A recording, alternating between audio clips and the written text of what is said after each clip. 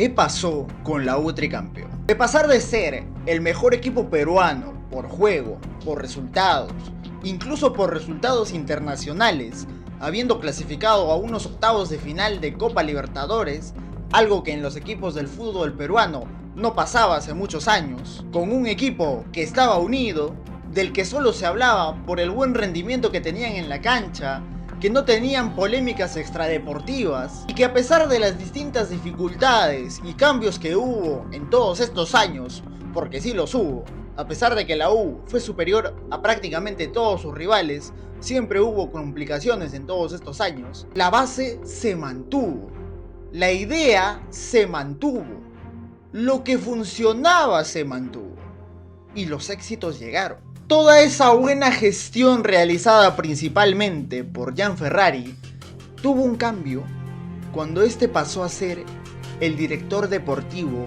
de la selección peruana de fútbol a mitad de temporada del 2025, cuando la U acababa de ser campeón del torneo Apertura. En estos momentos, Universitario de Deportes lleva una crisis deportiva, se podría decir, por el mal rendimiento que tiene en el juego y porque los resultados no acompañan. Algo que no sucedía con Universitario en todos estos años que salió campeón. En su reemplazo, el cargo de administrador deportivo pasó a ser de Franco Velasco, quien junto a Álvaro Barco, director deportivo de la U, quien asumió el cargo poquito antes de que Ferrari salga de la U, reemplazando a Manuel Barreto, ambos serían los que dirigirían el rumbo de Universitario, teniendo un equipo encaminado para jugar octavos de final de Libertadores y sobre todo con el sueño de lograr el tricampeonato. Finalmente se consiguió el tan ansiado título local y todo parecía ir de maravilla en la U. Ahora se pensaba en un tetracampeonato y en mejorar la participación en Copa Libertadores, ya que por mala suerte la U había quedado eliminado en octavos de final por el temible Palmeiras. Fossati, quien había vuelto a ser el técnico de la U, mantuvo las bases que él mismo inició en 2023. Y todo hacía indicar que continuaría con ese cargo. Pero en diciembre de 2025 se hacía oficial que Fossati no continuaría en la U. Noticia que desencajó a muchos, porque ¿cómo despides al entrenador que te sacó tricampeón? Bueno, pues esta decisión, quizá en ese momento, se entendía porque Fossati había puesto muchas trabas para su renovación. Había pedido una mejora en el contrato, cosa que se podía entender, era merecido, pero Fossati empezó a tener actitudes que a muchos hinchas, y me incluyo, no sentíamos que eran las correctas. Y tal parece que los dirigentes tampoco tenían intenciones en cumplir los pedidos que tenía Jorge Fossati. Se dice que no quedaron en buenos términos, y tal parece que para ese tiempo Álvaro Barco ya tenía elegido el reemplazo de Fossati, que sería justamente Javier Rabanal. Asimismo, piezas fundamentales en el 11 de la U que salió campeón también se fueron del club, como el caso de Sebastián Britos, arquero titular de casi todo el tricampeonato, que se fue a Peñarol, Rodrigo Ureña, que se fue a Millonarios en Colombia, y uno de los más sonados y polémicos, y que para mí fue pieza clave en el último año para la U, y quizás no se le valoró tanto, Jairo Vélez. Y ahora les voy a decir por qué ahora supongo que no lo valoraron tanto desde la directiva. Y para colmo, termina reforzando al rival directo yéndose a Alianza Lima. Yo sé que la razón principal es por el dinero. Alianza Lima le ofreció un mejor sueldo a Jairo Vélez que lo que le ofreció la U. Pero esta directiva prefirió no aumentarle el sueldo a Jairo Vélez, a Jorge Fossati, y gastarse ese dinero en traer un nuevo técnico, que era una apuesta, y traer a jugadores que a día de hoy en su mayoría no han rendido como debería hacerlo en un equipo tricampeón. Y ahora vamos a ver en más detalle todo lo que pasó en esta gestión y vamos a entender por qué ha desencadenado en una crisis deportiva de la U. Y yo creo que está bien llamarlo crisis porque esta imagen que dio la U ante Coquimbo, ante Melgar y en varios partidos más del año no se le veía hace mucho tiempo a Universitario. Y eso que la U sí tuvo sus bajones de nivel futbolístico las pasadas temporadas, pero no al nivel que estamos viendo ahora. Primero, ¿cuál fue el principal problema de Rabanal para que no funcione en Universitario? Acá no hay un problema táctico, no hay un problema de fútbol, porque pienso yo que en varios partidos sí se llegó a plasmar la idea que tenía Javier Rabanal. Son muy pocos, pero en esos pocos minutos se vio un Universitario, diría yo, que hasta mejor que en el tramo final de la temporada pasada. Porque en la temporada pasada, al final, muchos partidos la U ya no los ganaba por fútbol, sino por garra. Y es la verdad. O sea, la U ganaba, sí, todo bien. En ese momento era lo que importaba. Que la U simplemente gane, porque ya el torneo iba a terminar y solamente queríamos ser tricampeones. No nos interesaba si la U jugaba bien, si la U jugaba mal, si ganábamos por goleadas, si ganábamos por 1-0. En ese momento solo nos importaba ganar. Pero ahora que ya se empezó una nueva temporada, el hincha le exigía a la U jugar mejor al fútbol. Y obviamente que gane sus partidos. Esos partidos en los que yo vi muy bien a Universitario de Deporte son 3. La noche crema ante la U de Chile, la mayor parte del partido ante Cusco de visita y el primer tiempo contra Sporting Cristal en el Gallardo. Son esos 3 partidos en los cuales yo vi a un Universitario de Deportes muy superior futbolísticamente a sus rivales. Muy superior a U de Chile, muy superior a Cusco en la altura y muy superior, pero muy superior a Sporting Cristal en el primer tiempo en el Gallardo.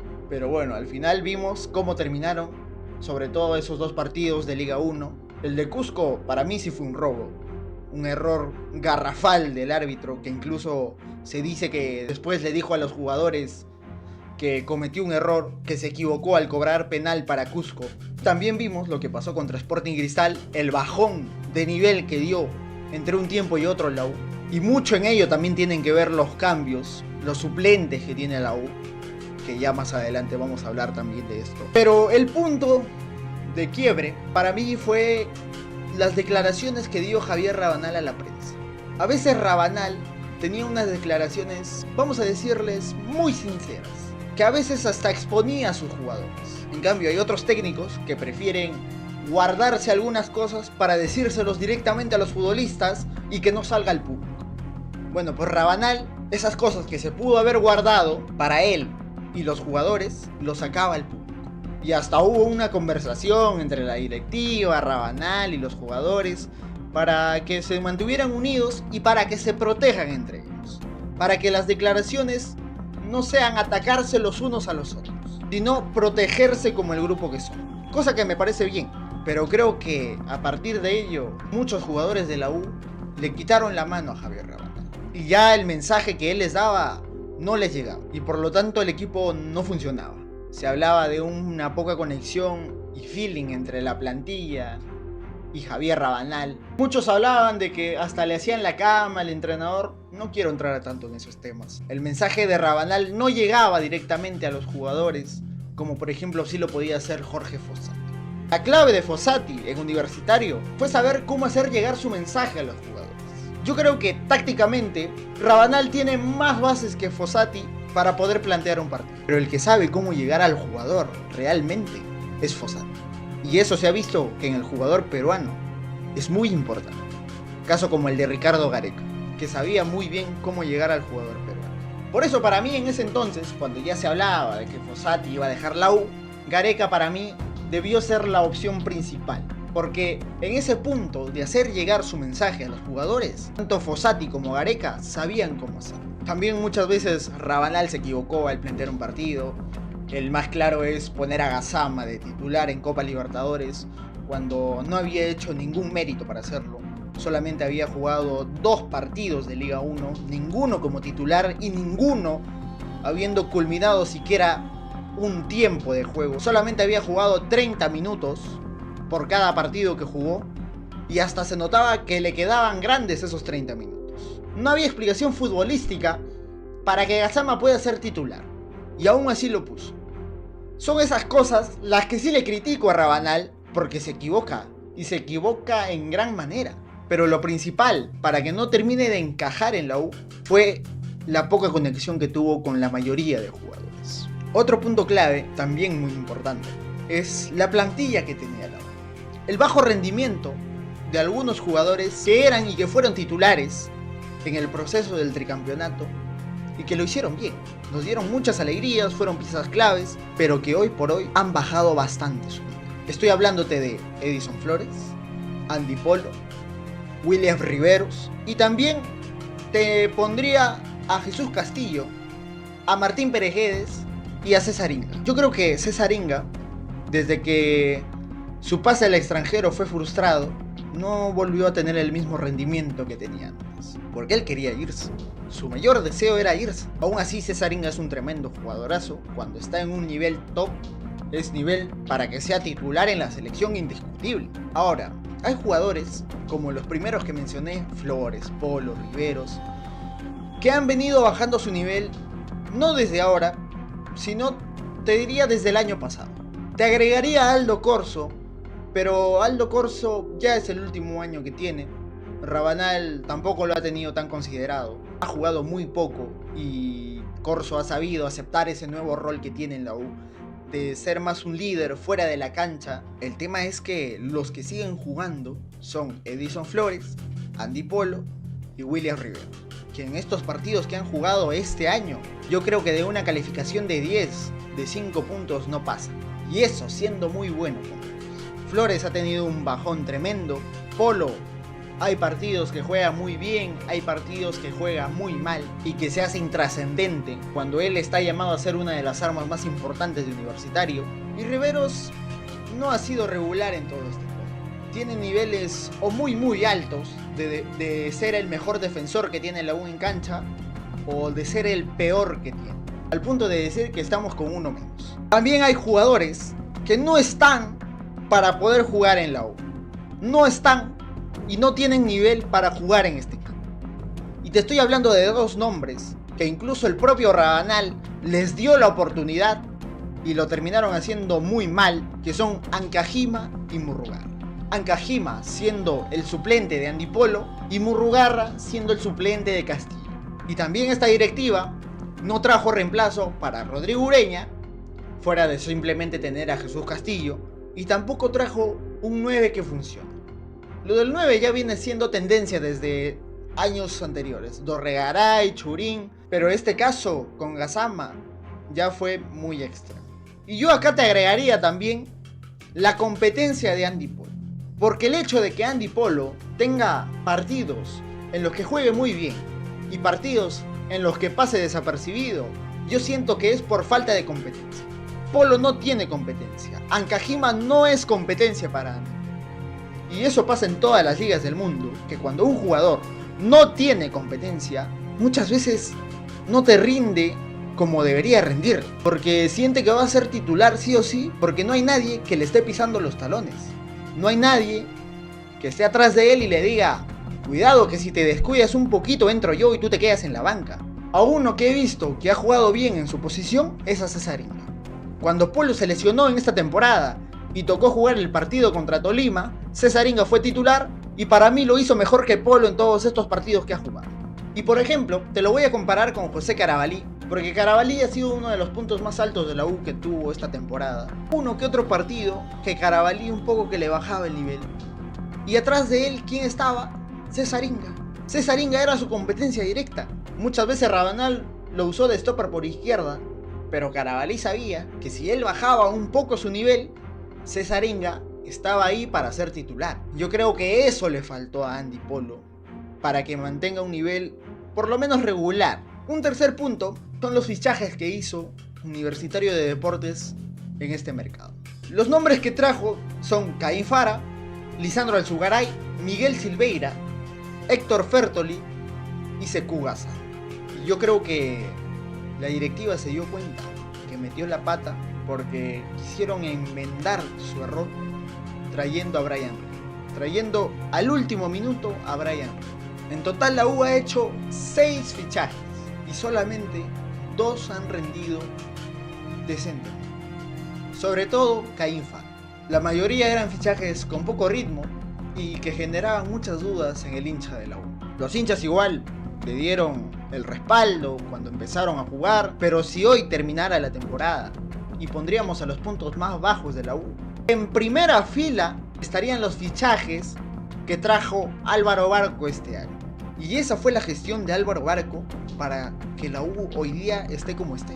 Traer a un entrenador que no supo gestionar un vestuario con jugadores tricampeones, no mantuvo a jugadores claves como Jairo Vélez, como Rodrigo Ureña, no mantuvo al técnico que nos sacó campeón. Con eso ya estás dejando atrás la idea que en todos estos años te trajo muchos éxitos, y para rematar no reforzó esas salidas que tuvo la U.